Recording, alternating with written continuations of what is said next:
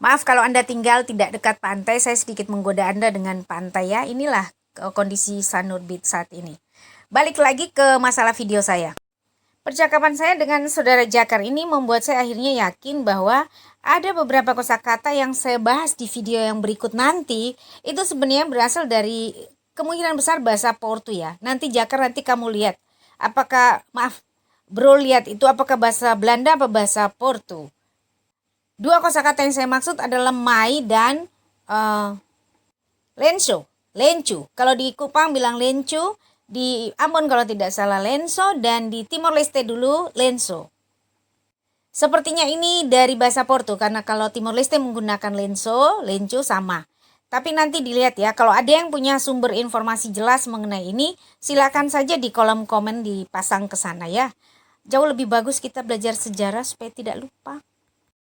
Dalam video berikut juga ada sedikit kecelek saya mengatakan, tapi sudah saya buat catatan ya, caption di situ, bahwa bahasa Eropa. Sebenarnya bukan itu maksud saya, tapi bahasa dari salah satu negara yang ada di Eropa. Apakah itu bahasa Inggris atau bahasa Belanda? Sekali lagi yang dikatakan oleh saudara Jakar itu, Sinyong Jakar itu benar ya, straight. Saya cuma mencari perbandingan yang paling dekat itu adalah straight itu dalam bahasa Inggris. Tapi kalau dia katakan bahwa dalam bahasa Belanda itu memang benar, straight.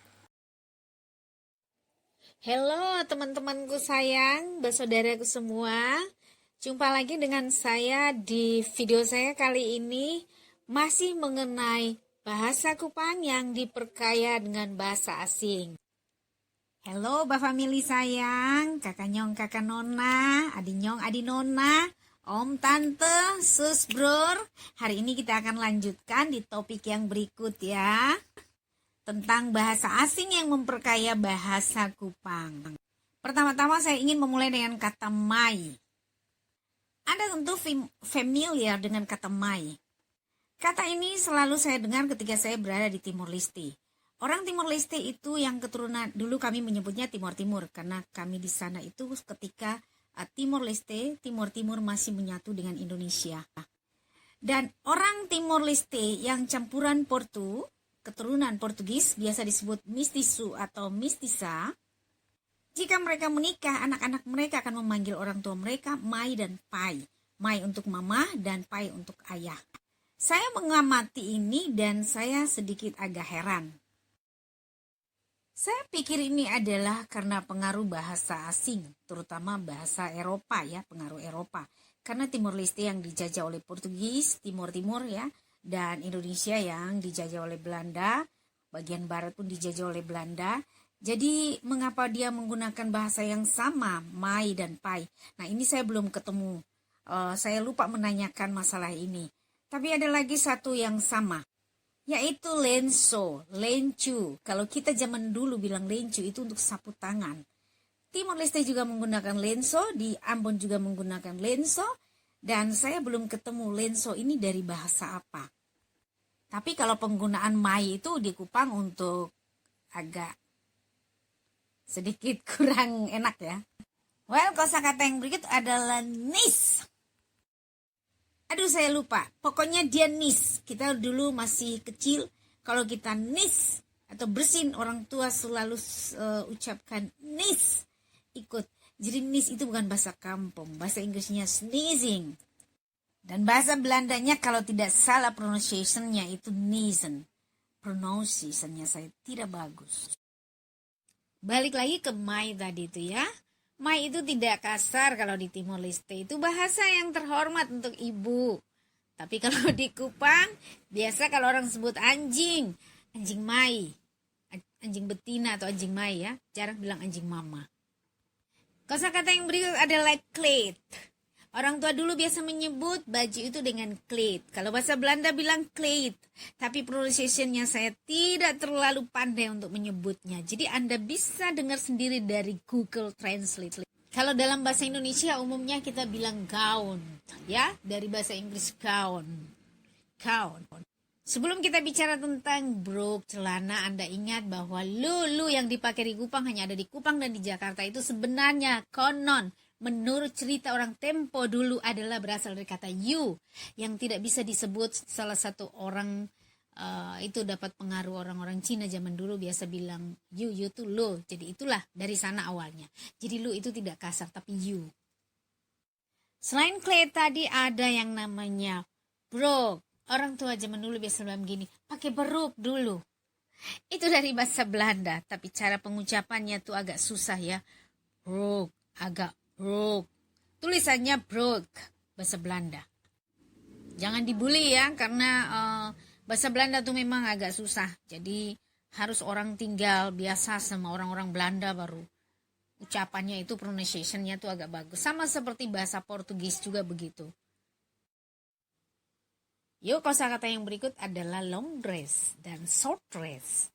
Ini kita tahu sendiri bahwa bahasa Inggris long dress yaitu gaun yang panjang dan short dress adalah gaun yang pendek. Jadi bahasa Kupang yang asli itu yang mana? Karena semuanya rata-rata kosakatanya dari bahasa asing.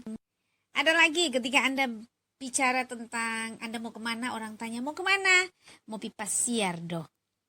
Coba Anda cari di kamus, pasiar tuh bahasa Inggris, bahasa Belanda itu ada. Ya, bukan bahasa kita itu, kita ambil dari bahasa orang. Karena orang-orang tua dulu kita sering ucapkan bahasa itu, jadi kita ikut sampai sekarang dari opa oma kita ya. Jadi jangan malu kita pi pasiar itu bahasa asing yang diambil. Ya, termasuk juga piknik ya. Jadi pesiar itu seperti something like a take a trip to for relaxation atau apalah, pokoknya jalan-jalan dengan kawan gitu loh. Atau dengan bah family.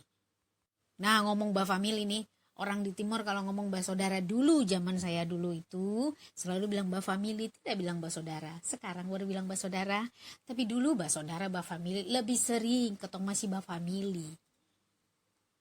Itu yang biasa kita sebut kalau ditanya, siapa itu? Katong pumba family. Kombinasi bahasa asing dengan bahasa kita di sana. Ada lagi, kalau Anda bilang sama teman-teman Anda bilang begini, kakak lu tackle do itu barang, lu tackle do itu masalah. Nanti baru Ana maju, lu duluan. Ini bahasa-bahasa prokem ya, tapi itu ada kosakata bahasa asing yang dipakai di sana ya. Jadi lu tackle dulu. Tackle tuh sama dengan lu handle dulu. Sama juga biasa bilang lu tackle atau lu handle.